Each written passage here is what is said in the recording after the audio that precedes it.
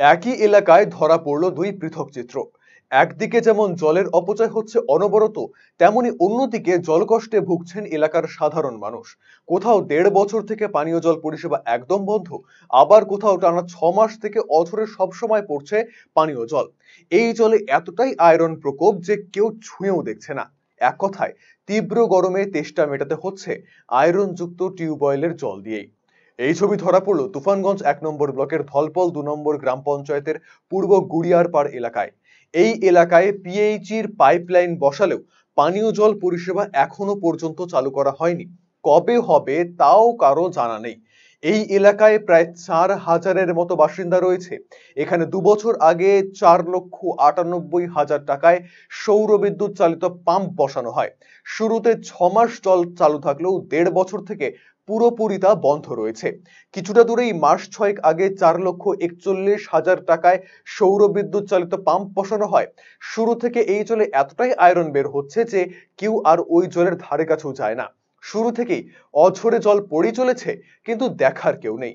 এইভাবে জলের অপচয় মেনে নিতে পারছেন না স্থানীয়রা। স্থানীয় বাসিন্দাদের কথায় প্রশাসনকে জানিয়েও কোনো সুরাহা হয়নি। দ্রুত স্বাভাবিক জল পরিষেবা চালু করার দাবি জানাচ্ছে।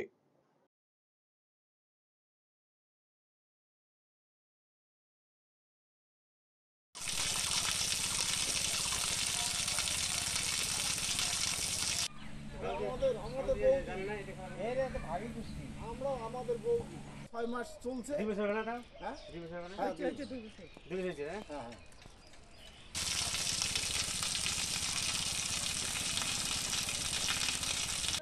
ব্যবস্থা করো যে এই জল তো খাওয়া যায় এই না, জল খেলে তো আর এই জল খাওয়া যায় না, কোনো ব্যবহার করা যায় না। তাহলে কি কি দরকার আছে এমন মানে সমস্যাটা কি? আয়রন, পুরে আয়রন। কতদিন আগে বসেছিল এই জলের ট্যাঙ্ক? এটা বসাইছিল, ওটা হলো কার্তিক মাসে নাকি ৬ মাস ৬ মাস। তা আপনি কি বাড়ির কলের জলই খান? হ্যাঁ, কলের জলে খাই।